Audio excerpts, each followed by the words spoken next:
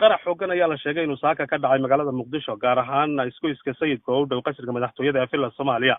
qaraxani ayaa la sheegay inuu sababay khasaare kala duwan oo isugu jira dhimasho iyo dhaawac. ilaa iyo hadda waxaa lagu hawlan yahay sidii loo xaqiijin lahaa qaraxaasi.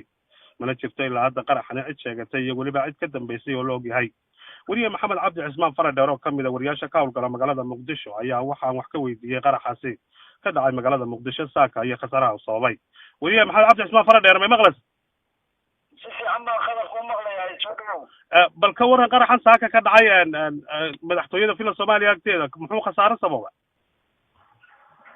waad mahadsan tahay khadar macalin deeqow.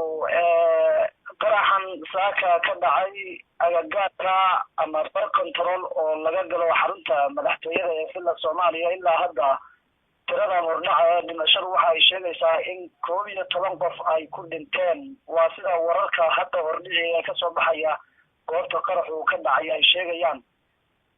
sidoo kale waxaa jira dhaawac isaguna intaa ka badan, balse inay dhimashadu sii korodho ayaa laga yaabaa sababo jira awgood oo ah goob iska mashquul badan oo inta badan madaxda dowladda iyo shaqaalaha dowladdu ay lagu baaro gaadiidkooda marka ay galayaan xarunta madaxtooyada. bartaana waxaa la dhahaa taalada sayidka ama isgoyska sayidka. marka qaraxan muxuu ahaa? ma gaari buu ahaa? ma qof buu ahaa? maxaa isqarxiyey? gaari waxyaabaha laga soo buuxiyey oo aad isniidaamin ahaa ayaa goobta lagu qarxiyey. waxaana markaasi socotay baaritaano baabuurta lagu sameynayay u gudbaya dhanka madaxtooyada. waxaana uu kamid ahaa baabuurkan qarxay baabuurta kuyuga ku jirtay ama baabuurtan la baaraya kamid ahaa. goobo ganacsi oo ka agdhow ayaa uu qaraxu aad u saameeyey oo ka agdhow. sidoo kale waxaa iyadana ka agdhow dabaqyo iyo sidoo kale waxaa iyadana goobta aan ka fogeyn hotel sayid.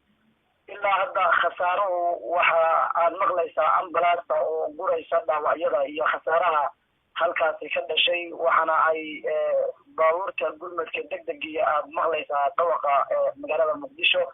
qaraxan ayaa sidoo kale khadar macalin deeqow laga maqlayay guud ahaan caasimada gobolka banaadir ee magaalada muqdisho.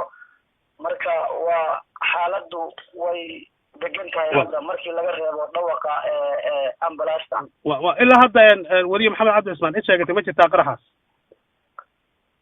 ilaa hadda cid sheegatay lama hayo khadar macalin deeqow, balse qaraxyada inta badan ka dhaca magaalada muqdisho waxaa sheegata xarakada al-shabaab oo dagaal xoogan kula jirta dowladda federaalka soomaaliya ayaa inta badan dhabarka u ridata mas-uuliyadda qaraxyada ka dhaca magaalada muqdisho.